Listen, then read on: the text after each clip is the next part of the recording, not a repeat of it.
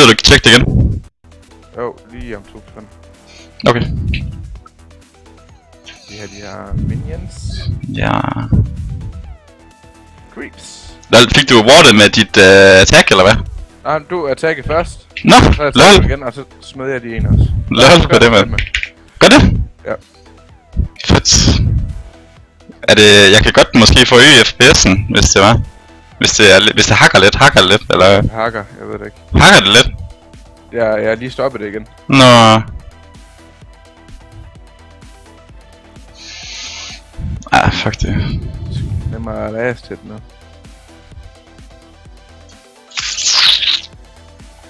Ja.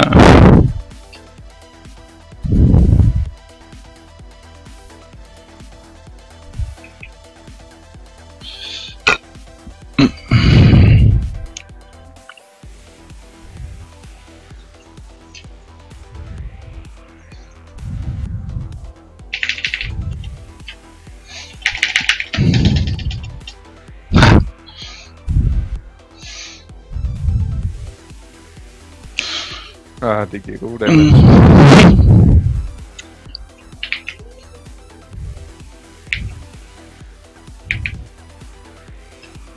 Holy shit.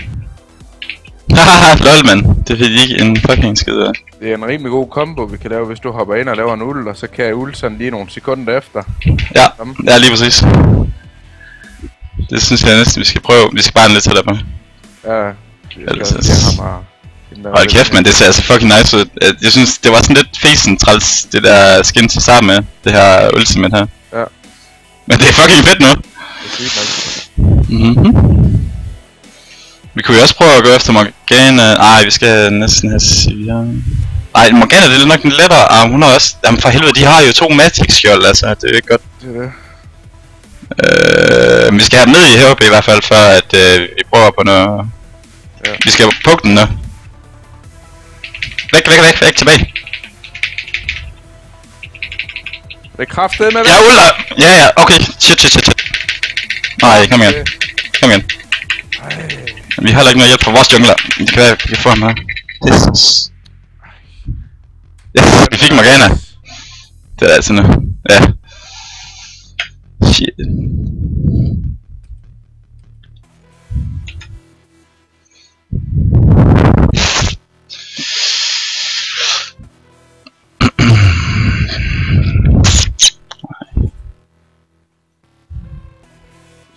Der ikke er nogen, der pinger overhovedet. Jeg pingede lige en gang. Jamen altså... Jamen, det er der, det gør de også. Det, jamen, der er ingen, der siger, at der mangler nogen. Men der var heller ikke, det var jungleren, der kom af deres, tror jeg. Så, det var godt nok. Var det ikke 4 dernede lige pludselig? Nej, det var fordi, jeg tror, ham der Echo der, han kan lave en eller anden klone, eller et eller andet pis, eller et eller andet, ja. Sådan et eller andet.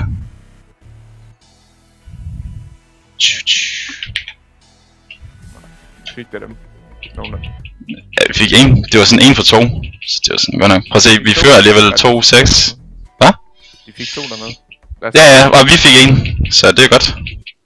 Se.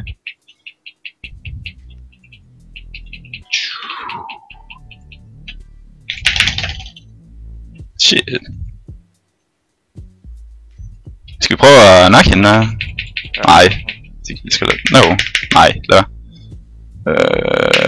Ja. Hvor skulle lige et ekstra? Nej, fuck det, man skulle ikke. Shit. Så der sagde med et afboss.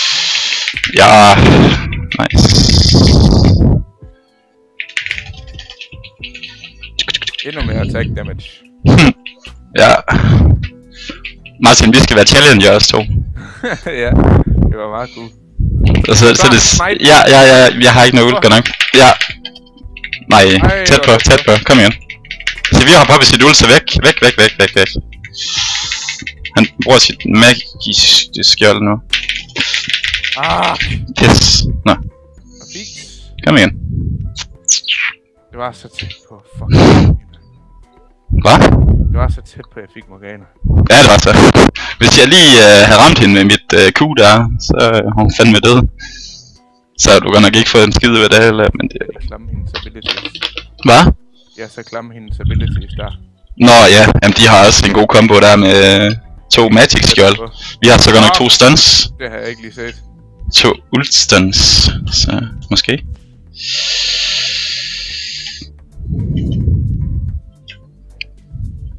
Der var lige en thread til om escape. Skal I se hvad der er. Jamen lidt. Egen moment. Sidder du på bærvaren lige nu? Eller ikke? Jeg sidder altid på bærvaren. Jeg har ikke en stationær lige nu. Det har jeg ikke haft i lang tid. Shoot. Skal vi ikke lige have den blå buff her? Jo, det synes jeg var. Nej, til dig. Okay. Jo. Ja, til dig, det er fint nok. Så er du cooldown reduction og sådan noget.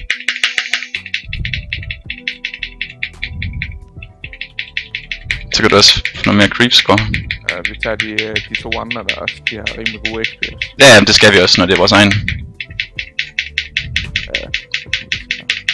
Sådan der. Sådan. Godt. Jo, vi kan tage Lux i midten, hvis der. Eller Nice. Ah, de... Ja, lad os gøre det. Hvem tager vi? Vi tager Lux. Okay. Er du klar? Ja, Nice. charge. Oh, nu har jeg set os. Ja, det er fint nok. Hun kan ikke slå væk. Snipe! Snipe, kom så. Kom. Ja! Ja. Hun bliver exhausted, hun kan ikke gøre en skide. Okay. Fuck, man. Pisse altså. Hedder med strong helt vildt. Nå, hun er måske blevet... Riven. Hun er scoret 2. 2-2. En gang vildt. Men jeg er over Sash. Hvad? Stærkt. Med mit liv. Pis. Fucking shit, nu får de måske også vores tårn. Ej. Kæft, de bare så.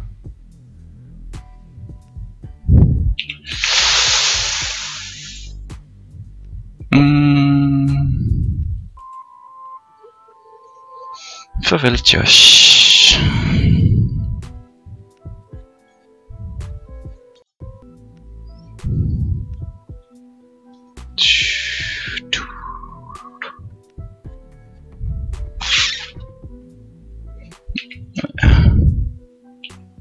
Det er noget til musik der, jeg tror de har lavet det om.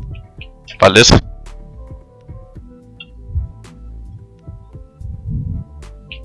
det ved jeg sgu ikke. Måske? Skal vi ikke have nogen chill musik? Okay, Luke kommer herover i vores side nu. Ja. Jeg water lige. Se hvad der foregår. Nej, lad være med det der, vi kan ikke se dem. Vi skal bare tilbage. Vi kan gå midt. Ja, selvfølgelig. Lol. Lad os tage ham her så. Brøn. Ham der prøven der. Kan man gøre.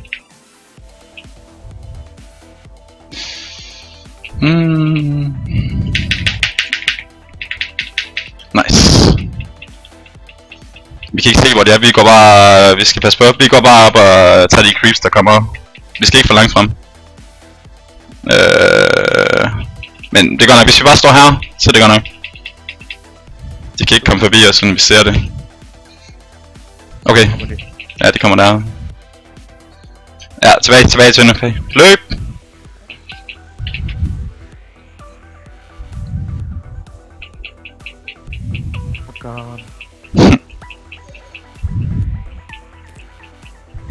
Jeg tror nok de er sej, det er det bare ikke. Det er Morgana. Nej, det skal vi ikke. Vi skal ikke prøve at få en skid lige nu, vi skal bare overleve. Ej, nej. Kom tilbage, Martin. Hvad? Kom tilbage, nej, ja. Vi kan ikke se noget nemlig. Ja, der er Riven, ja. Ja. Nice. Okay, tilbage. Shit. Fuck. Nej. Bare all in. Ja, vi kan godt. Prøv nu. Bare fortsæt. Bare løb. Skynd dig. Bare fortsæt. Det er lige meget. Bare fortsæt. Fuck det. Jeg logger hende tilbage. Bare fortsæt. Sådan. Fuck! Godt. Og så hende der. Ja. Fortsæt.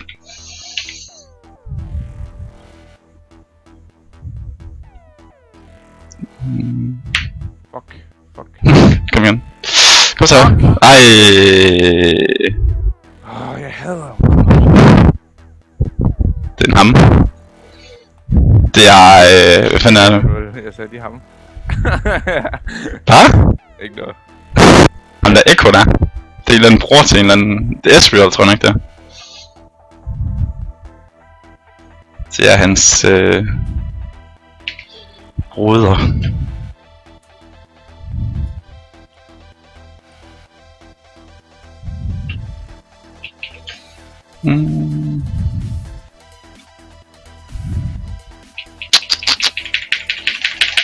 Ej, nej.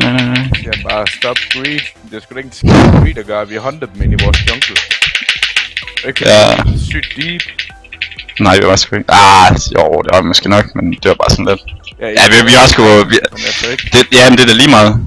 Hvis vi ikke har kontrol, jo, altså... Det er vores blå her. Ja, måske, hvis vi kan. Det er ikke sikkert. Jeg skal lige ward. Så.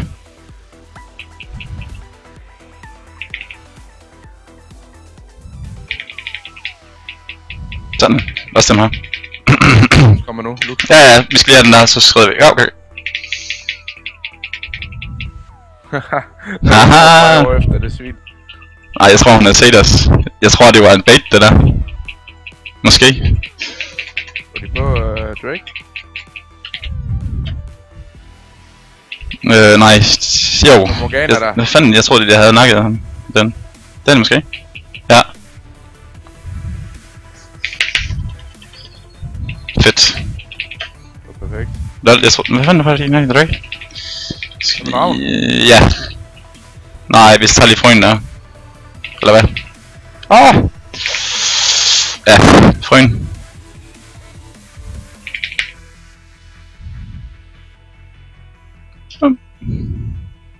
Ja, vi skal ikke lige... Vi har ikke noget vision.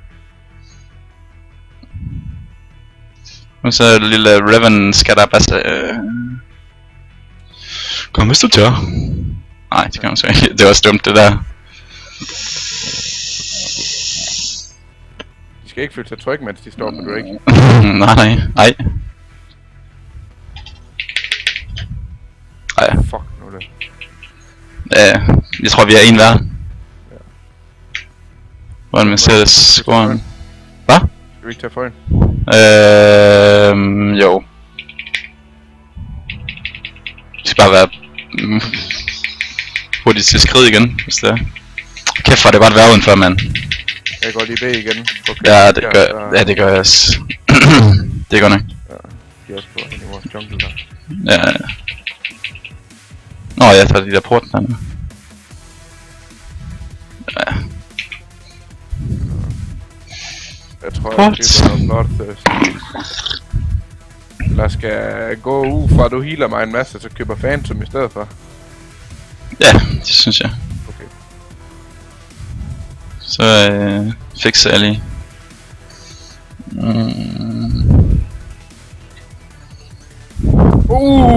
Baby! Så. Baby. Hvad så?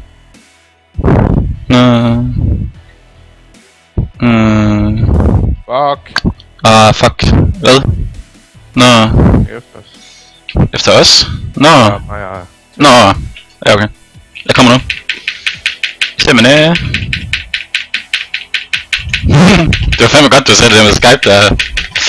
Hold kæft, hvor alt det var ansvaret, hvis det kommer der. Altså sådan, det vil bare ikke give mening, fordi vi har en dialog og sådan noget der. Jeg står bare ja.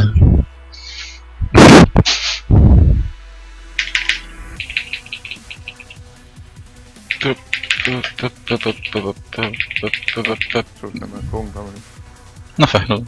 Skal du spise snart eller hvad? Nej, tilbage. Vi går midt. Tager dem op der. Snart til at spise. Ja, kan vi tage den her færdig eller hvad? Ja. Okay. Nice. Hvad streamer det? Lækker det? Jeg ved ikke om du kan kigge. Ikke lige nu. Nej. Ja. Jeg tror at det kan forøge FPS'en hvis der uden der sker det helt stort. På dem.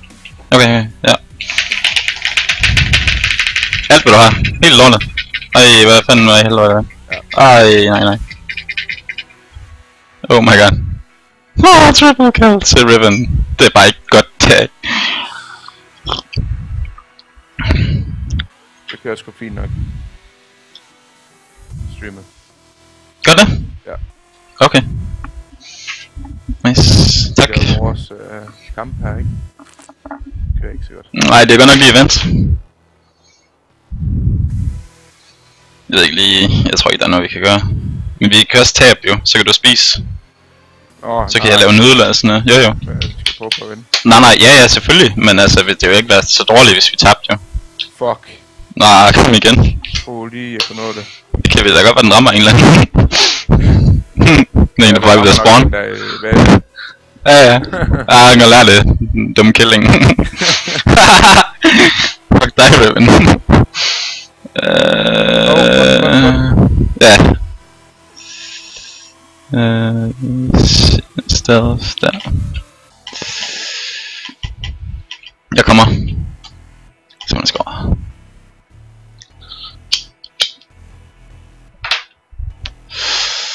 Up.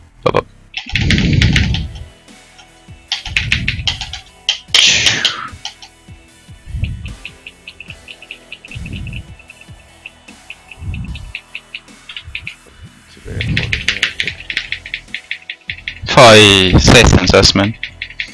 Nå. Det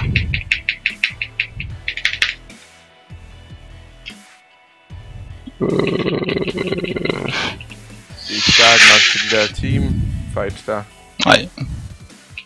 Jo. Nej. Ja, jeg skal væk. Væk, Martin. Nice. Shit. Bare, ja, kan du skyde lidt på ham? Nej. Skal vi bare få ham? Nej. Nej, du dør du også. Nej, det gør du så ikke. Ja. Det var, ja. Fuck det, mand. Lol. Var det ult, eller hvad? Ja. Lol. Sygt nok. Jamen, der står stadig ikke 1-1 til Drakes og sådan noget. Så det er ikke fordi, at de har sådan en kæmpe enorm fordel. Okay, de har 6 tårn. De har 6 tårn, vi har ikke nogen tårn. Nakket. Shit. Jamen det der, det er fuldstændig vanvittigt lavet også. Vi har et, hvad er det, tier 2 eller? Ja, vi har et tier 2 tårn tilbage. Shit.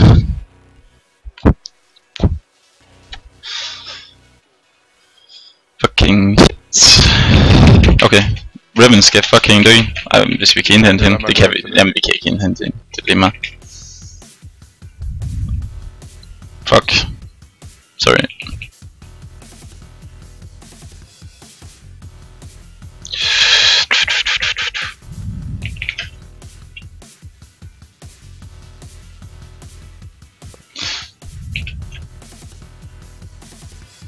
Bare fuld livcast, den der fucking turret.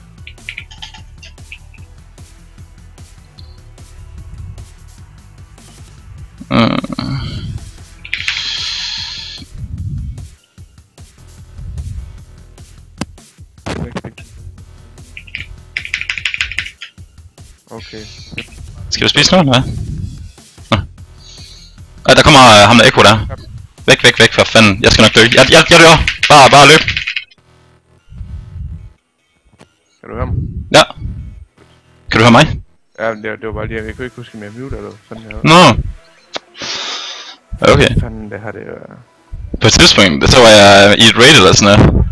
Og så, og så var jeg sådan en af raid-leaderen. Vi var sådan 5-6 stykker, der raid-leadede.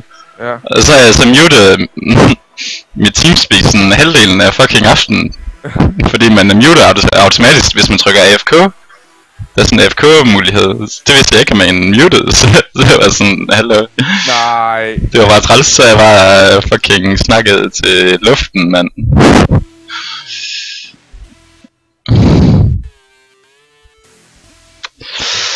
Ej, jeg er færdig. Kom igen. Hun er alt for Ja, Riven, hun er altså også bare vild.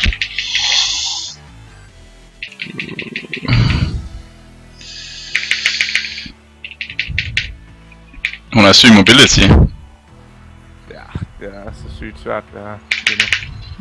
Ja. Fuck.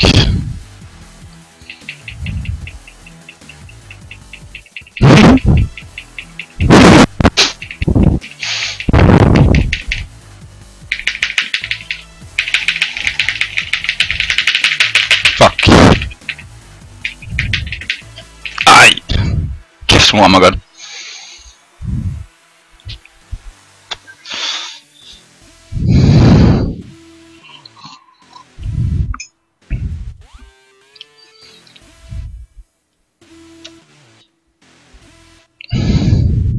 Har du set, du ved det Ultra Rapid Fire der?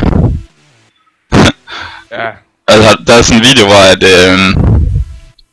hvor de spiller sådan 10 mod 10, de der pro-spillere der inde på, hvad hedder det, studiet der, det LOL-studie der. Ja. Det er så fedt. Det var sådan en lux-ult hver 20. sekund, eller 10, 15, 20. Det er ikke engang skid. Hvad? Hvad? Nå. Det gider jeg ikke engang at prøve. Altså. Jamen de har kun fået en Drake. 2. Ja, de har ødelagt vores base. Og de det er lige meget. Smadret 2 inhibitors. Hvor fortsæt? 3 inhibitors. Fortsæt.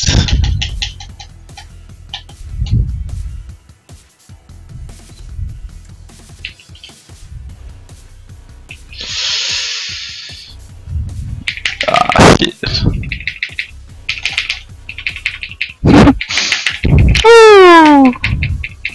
Nu troller de jo bare max. De der, vi skal nok de store minions, de gør pisse næst, mand. De skader, fuck. Prøv at nok de store, ja, det er lige meget. De store minions der, dem der, de skader pisse hårdt. Shit. Det er godt. Nu er vi færdige. Ja, det er vi ved. KO. Jeg er nede med på CS bagefter. Ja, det kan vi godt. Du er ikke oppe i rank endnu. Nej, det er rigtigt. Det er også så dårligt, du ikke kom op. Jeg prøvede indtil klokken 6 om morgenen eller sådan noget. Det gad jeg ikke mere. Fuck, for sent. Ja. Det er godt nok. Jeg har på liv nu. Ja. Du kan prøve at tage competitive imens. Lige